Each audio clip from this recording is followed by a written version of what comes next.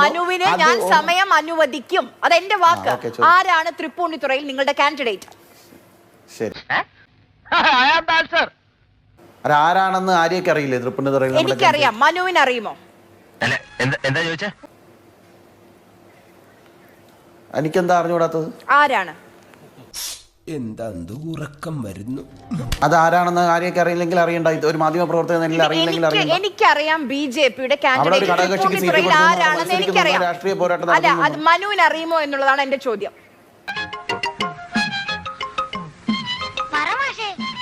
അറിയാമെങ്കിൽ അറിയില്ലെങ്കിൽ പറയേണ്ടതേ. ആര്യാന്നുള്ളൊരു ജേർണലിസ്റ്റ് ബിജെപിയുടെ പത്രസമ്മേളനം നടത്തി കാൻഡിഡേറ്റ് പ്രഖ്യാപിച്ച് NDA കാൻഡിഡേറ്റ് വന്നിട്ട് അറിയില്ലെങ്കിൽ പറയണ്ട.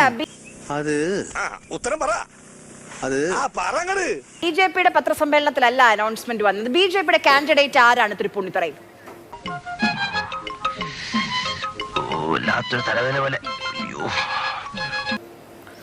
ഞാൻ ചോദിട്ടെ, NDA മുന്നണിക്കിൽ ഉള്ള ഒരാളുടെ ഇത് പ്രഖ്യാപിച്ചു, അതിൽ ആരാണെന്ന് അറിയില്ലെങ്കിൽ പറയണ്ടെന്ന്. ഉപ്പുമാങ്ങ ഭരണി എന്ന് പറയുമ്പോ അപ്പുണ്ണിയുടെ കുണ്ടി കുണ്ടിനാ. നിങ്ങൾ ഇത്രയും ഞാൻ വളരെ വിനയത്തോടു കൂടി മനുവിനോട് ചോദിക്കുകയാണ്. ഉത്തരം പറ. ചോദ്യം ചോദിച്ചു പറ. അത് ഞാൻ ചോദിക്കട്ടെ, 2020 കാൻഡിഡേറ്റിനെ പ്രഖ്യാപിച്ചിട്ടുണ്ടോ? നിങ്ങൾക്ക് സംശയമുണ്ടോ? എനിക്കറിയാം പ്രഖ്യാപിച്ചിട്ടുണ്ടെന്ന്. ഈ ഇരിപ്പിൽ അങ്ങോട്ട് സമാധിയായാൽ മതിയായിരുന്നു. പ്രഖ്യാപിച്ച കാൻഡിഡേറ്റ് അവിടെ ഉണ്ട്.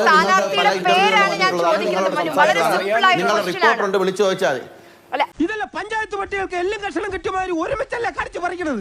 നിങ്ങളുടെ റിപ്പോർട്ടറോട് വിളിച്ചു ചോദിക്കുന്നത്. നിങ്ങളുടെ റിപ്പോർട്ടറോട് വിളിച്ചു ചോദിക്കും. ഞാൻ ചോദിക്കുന്നത് ബിജെപി നേതാവായ മനുവിനോടാണ്. ആരാണ് നിങ്ങളുടെ കാൻഡിഡേറ്റ് എന്ന്?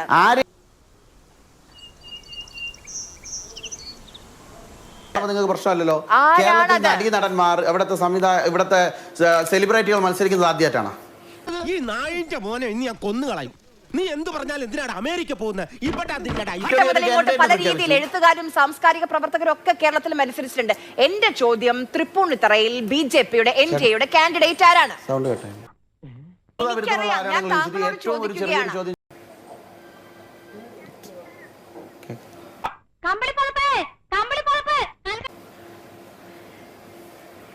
ആര്യ, ഹലോ.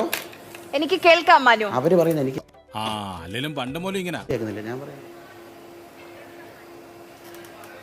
പോത്തിനോട് വേദം ഓതിയിട്ട് കാര്യമില്ലെന്ന് പറയുന്നത് ഇപ്പൊ മനസ്സിലായി. കള്ളൻ. മനു കേൾക്കാമോ? എന്തായാലും കൃത്യസമയത്ത് മനുവിന് കേൾക്കാതെ ആയിരിക്കുന്നു.